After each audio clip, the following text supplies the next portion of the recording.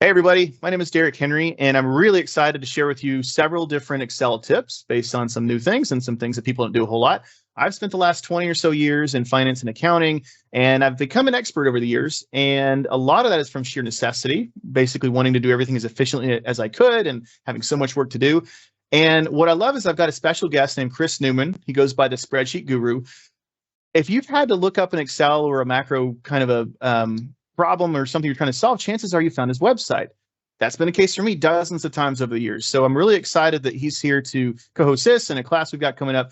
So Chris, who's an Excel MVP several years running, right? Tell us about yourself. Thanks, Derek. Thanks for having me. Yeah, like you mentioned, been running the Spreadsheet Guru blog for a number of years. I do work in the corporate finance world, so I enjoy kind of running into issues and documenting how I solve them as I work throughout the day. And obviously, a lot of people have enjoyed it as well, reading the blog.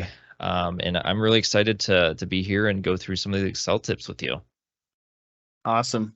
So let's kick it off. First thing, actually, before we do that, I have a dad joke I want to share. That's something I've become known really? for. Yeah. So tell me if you like this one. We own a farm and we had to fire our accountant who was supposed to be keeping count of the sheep because he kept falling asleep on the job. So if you like that one, please feel free to share with your friends. Let's get into it. Chris, did you know that you can easily copy a sheet by pressing Control and holding it down and just dragging your mouse? Did you know that? I did, but I do see a lot of people right click and copy. And that is just more clicks, a right? very, very inefficient way to copy. I like the Control shortcut there. Exactly. Now, one tip I did want to cover in this video was a little trick with the Format Painter. So I think most people know that you can use the Format Painter to copy an existing format, but it only works once. But little known fact is if you double click it, it actually locks that in place. So you can just click around, keep applying that format throughout your spreadsheet. So that's one of those neat little double click tricks that not a lot of people know about. And so just click Escape to cancel that, or click it again, it'll turn it off so that you don't have to accidentally format too many other things. Yeah, it's not locked in permanently.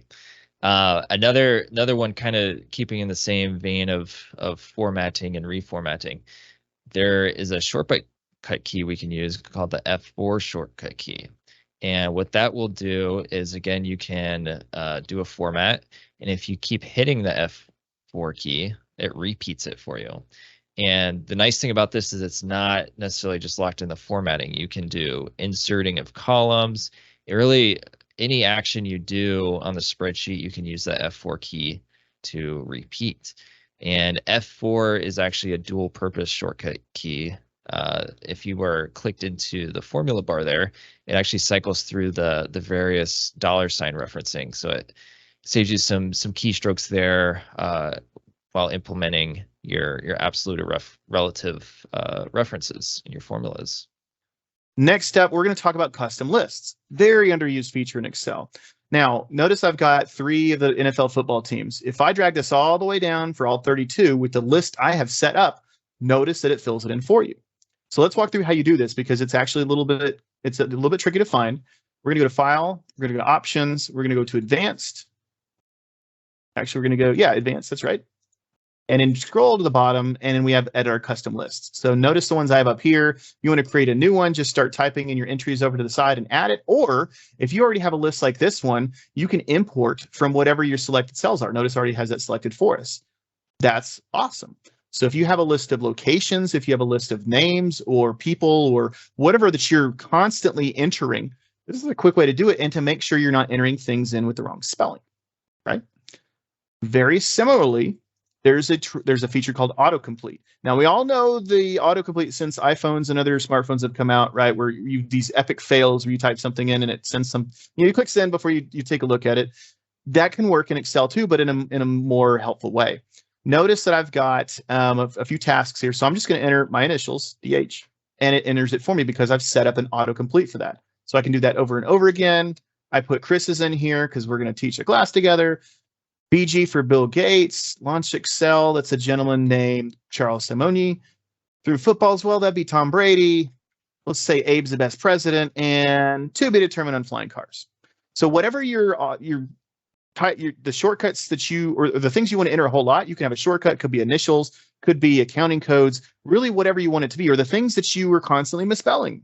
If there's a particular word that is challenging because of the crazy spelling to it, add it in here. So to do this, we go to File, Options, Proofing, and then Autocorrect Options. Now notice you can put replace and then with whatever you want, it'll add it into the middle here, wherever it is alphabetically, it'll just add it. So if we want to say, I don't know, Chris, what should I add here? The one I dislike immensely is the HSA autocomplete. Okay, so should we remove that? I would make HSA stay HSA, and it autocompletes it to has. Well, then you know what? Let's delete that because that's annoying, right? You can do that. So there's about 1,000 that are built into this, which can be helpful. Maybe they're frustrating. Go in there and change it. And the benefit is it's not just in Excel. This is going to work with Word and PowerPoint and Office and or Outlook and other Office apps. Yeah, one common one I've seen a lot, especially in accounting, where they're doing kind of tick marks, is they want to undo that copyright, and they like doing the parentheses with the C. So you can actually undo that within that dialog as well. So I have it in here, but you can press Control-C if you're in the formula bar, and a lot of times it will leave it alone. Or you try it again, and it's like, okay, I get it. I'll leave it alone. It used to not do that. Thankfully, it does now. All right, next. All right. Next tip for us here is how we drag down formulas.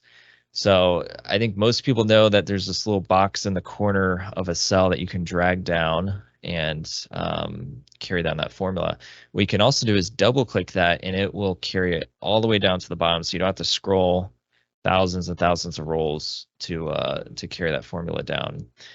There is a little caveat here when you have filtered data.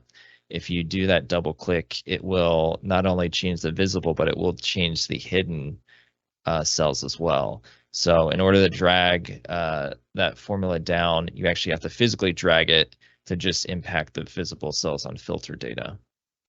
Yep. Always important to know what you have filtered and adjusting that. Next one here is a newer feature that Microsoft released that we wanted to highlight here. Most people are aware that we have statistics at the bottom of the Excel window. So a lot of people have the sum or the average statistic that stays down there. And what Microsoft implemented was that you can actually click those and it will copy that value to the clipboard. So if you need to pull a number real quick for an email or a chat message, you can now do that by simply highlighting whatever range you want to calculate and clicking on the stat that you want to copy. And there's a whole bunch of stats available. If you click on that display settings option at the bottom there, you can check on and off whatever you want showing down there. Yep. So you can declutter that, or you can have everything available. I tend to like all the stats right there because it's, it's helpful. And depending on what you've highlighted, it'll show you the sum or just a count if it's not numeric data. So next, this is one of my personal favorites. I use almost every day, and I'm not even in accounting and finance full time anymore. So if you are going to copy a range and paste it into another range. Okay, notice, if we've adjusted our column widths, it might look a little bit messy, but you can actually paste the column widths. Now, there's a few different ways to do this. I really like this newer way that Excel is made. So press Control, and then notice that you have all these different options here. So the one we're going to look at is W. I'm not going to click that. I'm going to press the letter W. And notice that it pastes the column widths. You have all those other options in there, the formats, the formulas, the number formats, etc. So column widths is one tip, and then the other one is to leverage this little guy, or you can use the shortcut up here, Alt-HVW, if you want to just do the widths. There's a lot of different ways to leverage that. Next is borders. So there are a couple tips I want to cover here on borders. The first one is how we border our totals and subtotals. And most people will put that border at the bottom of the cell before the subtotal there. And there is one issue when you go to insert rows at the bottom of your data. That border does not stick because it's associated with the row above.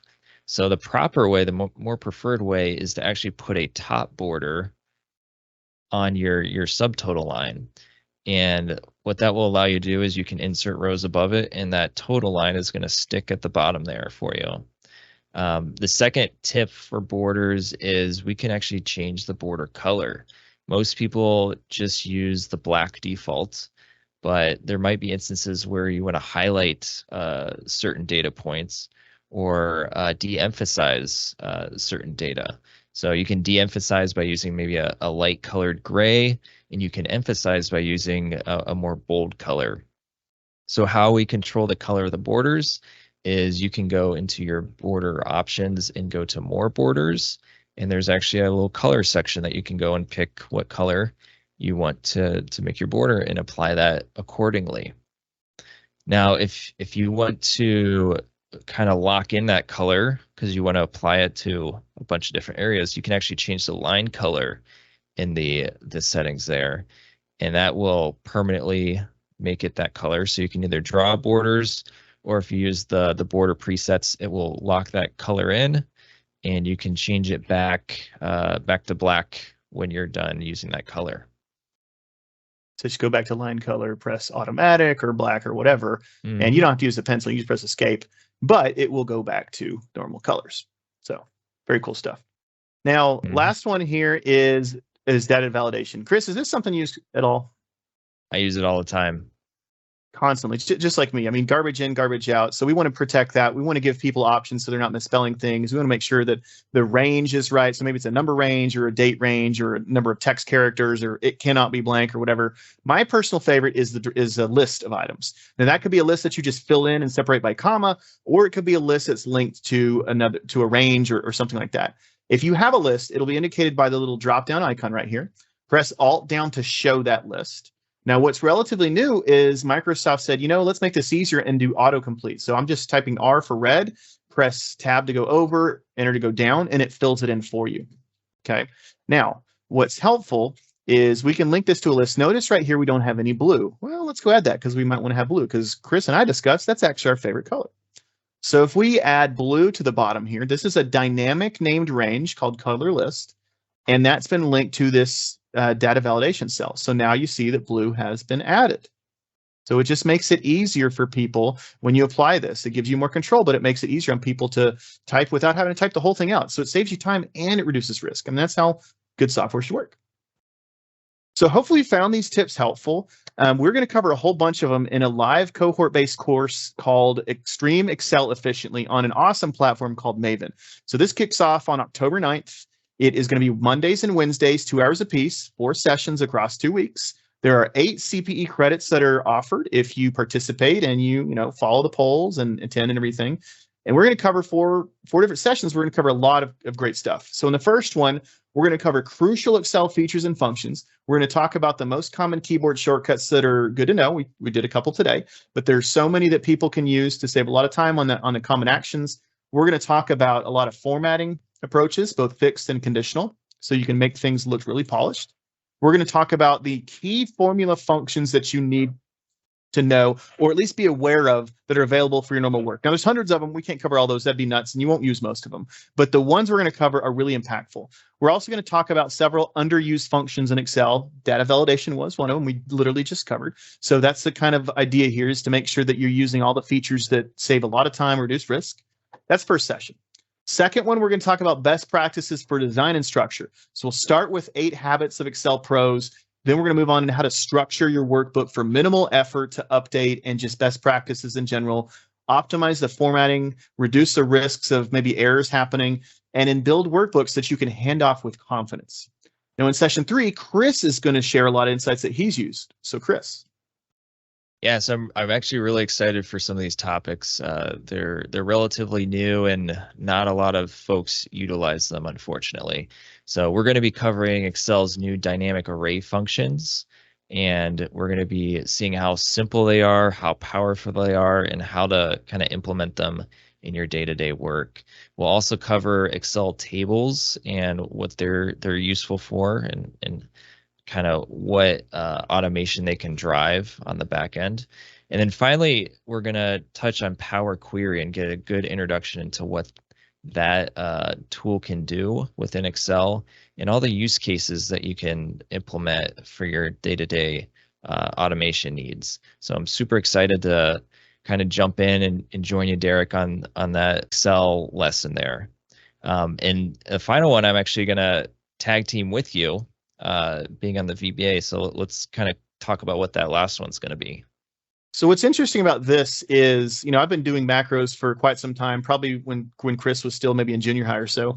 And it was a very basic approach. It was more like, hey, I want a shortcut color because I do a lot of colors, and I started running out of keys to assign them to.